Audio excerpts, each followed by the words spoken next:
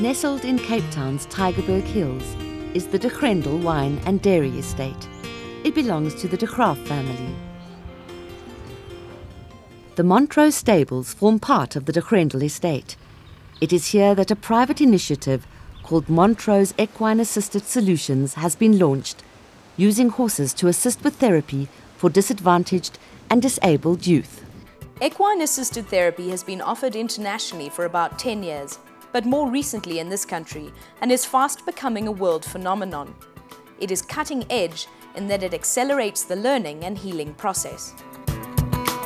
Because they are prey animals, they have a 4-kilometer radius from their muzzle out and from the dock of their tail out and all the way around them, picking up and sensing danger and predators.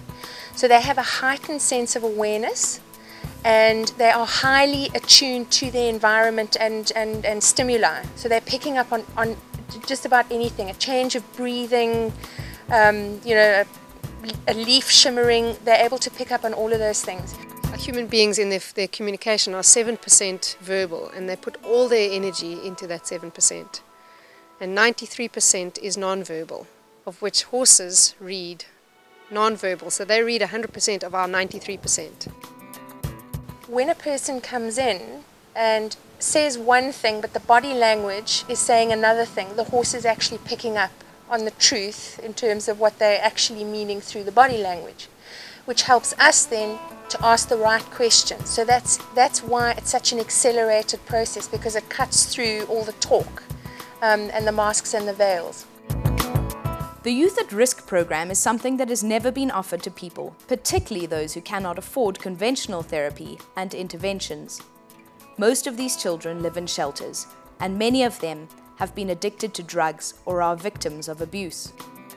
It's absolutely critical that the children that we work with are in residential programs. So it's part of a holistic approach to youth at risk. It's about ensuring that they have the shelter, they have the basic needs taken care of, and that their deep-seated hurts are addressed, and that as we're addressing those deep-seated hurts, we can then move into a skills development approach so that we can reintegrate them back into society. My mother and my granny passed away. And my father, I don't know where he's loved now, but he's also living on the street, but I don't know where. I started to walk on the streets, selling myself, but after that 5 years, I think after my last child, I leave all things. When I first met them, there was that sort of resistance to, okay, there's you and then there's us. And within about 10 minutes, we suddenly realized, we're people. Let's just get together and let's just be with the horses. And the horses took over. They were showing their love to us, and they was feeling we also love them, and when you got problems, they make all problems out of you and they play with you. We have a lot of fun.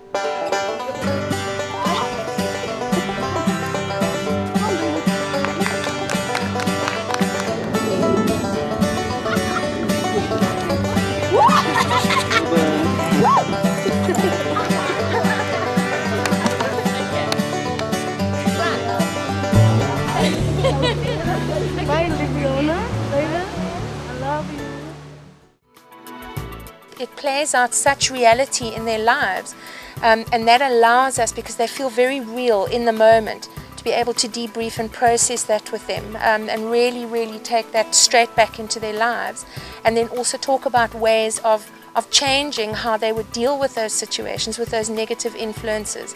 And then we would very typically process that again the next time we see them.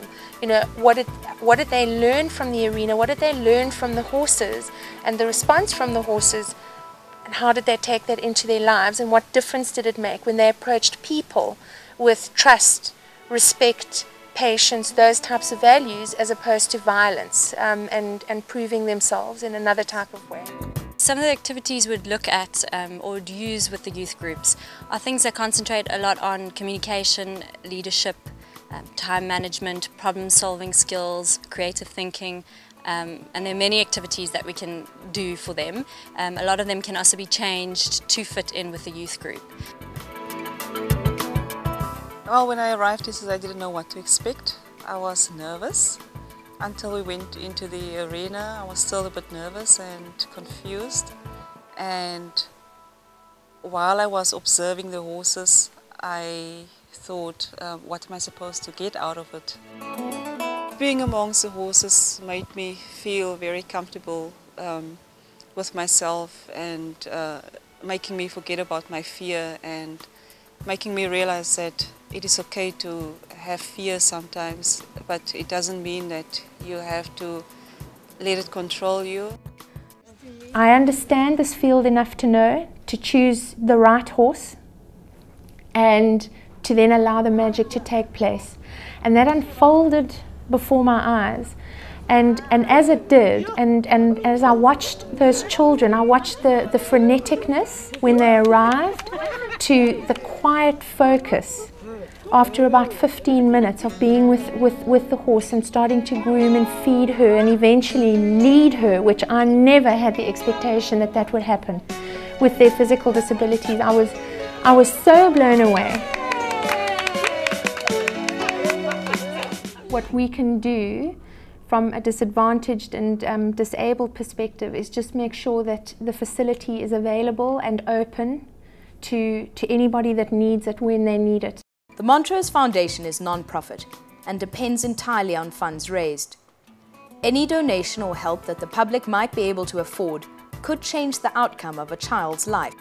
Confidence and understanding, trust and communication skills are a few of the attributes that help these children cope with their circumstances and change their lives for the better. L'Ormarins recognises the importance of such an establishment and the phenomenal work it does, particularly in its capacity as a foundation in helping the youth at risk. The EAT program has successfully rehabilitated young individuals who have found themselves in dark and helpless circumstances.